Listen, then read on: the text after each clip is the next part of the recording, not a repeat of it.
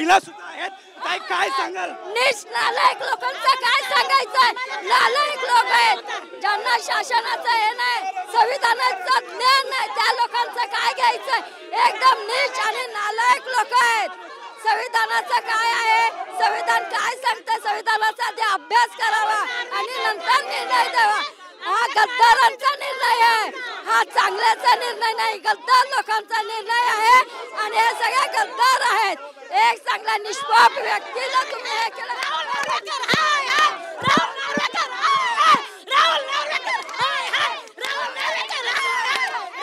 आपण बघितलं तर राहुल नार्वेकर हाय जे अध्यक्ष आहेत, ज्यांनी अवघ्या काही मिनिटापूर्वी जर पाहायला गेलं तर रिझल्ट दिलेला होता, त्याच्या विरुद्ध ठाकरे गटाचे जे कार्यकर्ते आहेत ते आक्रमक चुकीच्या केलं.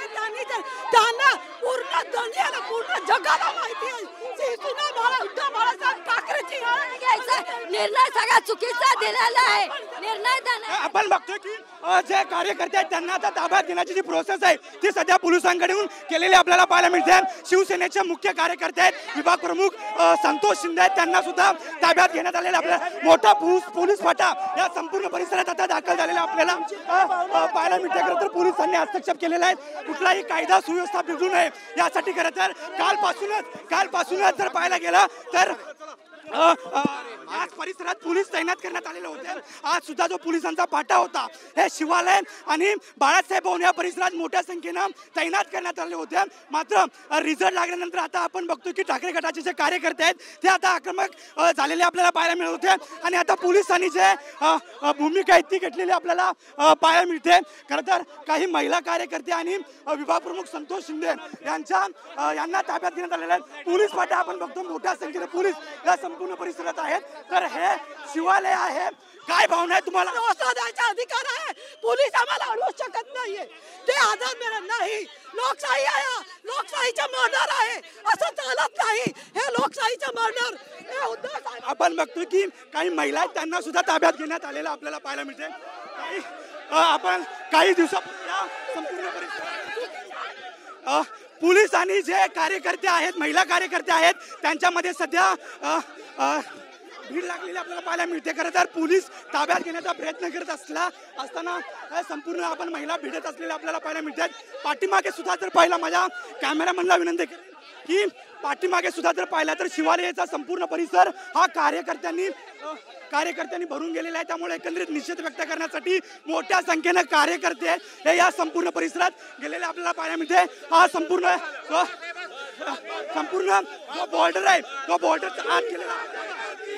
सरकार हमसे डरती है, अरे सरकार हमसे डरती है, पुलिस को आगे करती है, सरकार जाती है पुलिस को आगे करती है. अशा पद्धतीचं दृश्य हे संपूर्ण दृश्य आता जे कार्यकर्ते आहेत त्यांना आतमध्ये घातलेले आहे. आणि जर पाहायला गेला तर जो रोड होता तो सध्या मोकळा केलेला आपल्याला पाहायला मिळतोय. तुम्हाला पोलिसांनी पकडायचा प्रयत्न केला, तुमच्या समोर पोलीसची दादागिरी तुमच्या समोर तुम्ही बघितली. मी काय बोलले? लोकशाहीची हत्या. मी काय बोलले? एवढंच बोलली की हे लोकशाहीचा मर्डर आहे. तेवढाच पोलीस मला का हात लावायचं? एक नाही माझ्या अंगावर काय गरज आहे? मी कुठे चुकीचं बोलले? माझा पूर्ण रेकॉर्डिंग दाखवा. खरं तर एकनाथ शिंदेच्या विरुद्ध ही संपूर्ण घोषणाबाजी अजून पाहिलाय. काही कार्यकर्त्यांना तुमच्या ताब्यात घेतलेलं, काही कार्यकर्त्यांना ताब्यात घेतलं असेल तरी ते सोडणार आम्ही त्यांच्यासाठी आम्ही सगळेजण जाऊ आतमध्ये. त्यामुळे आम्ही आमच्या बाळासाहेबांची आहे, आमच्या उद्धव साहेबांची आहे आणि हा एकनाथ शिंदे चोर आहे, चोर. तर एकनाथ शिंदे विरुद्ध संपूर्ण आक्रमक भूमिका आहे. विधानसभा अध्यक्ष राहुल नार्वेकर यांचा निषेध असो अशा पद्धतीचे जे बोर्ड आहेत ते या अगोदर तयार करून ठेवण्यात आलेलं होतं. जर पाहायला गेलं तुम्हाला अपेक्षा होती अशा माहिती होता ज्यावेळी नार्वेकर मुख्यमंत्र्यांना भेटायला गेले त्यावेळी सगळ्या पब्लिकला आम जनतेला माहिती होतं आजचा रिझल्ट.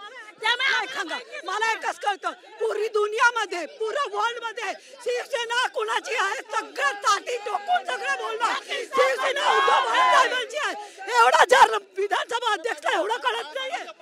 खरं तर पाहायला गेलं तर हा संपूर्ण निकाल आमच्या विरोधात जाणीवपूर्वक लावला अशा पद्धतीचा जो आरोप आहे तो या संपूर्ण महिला कार्यकर्ते आणि संपूर्ण जे ठाकरे गटाचे कार्यकर्ते आहेत ते करत असलेले आपल्याला पाहायला मिळतात.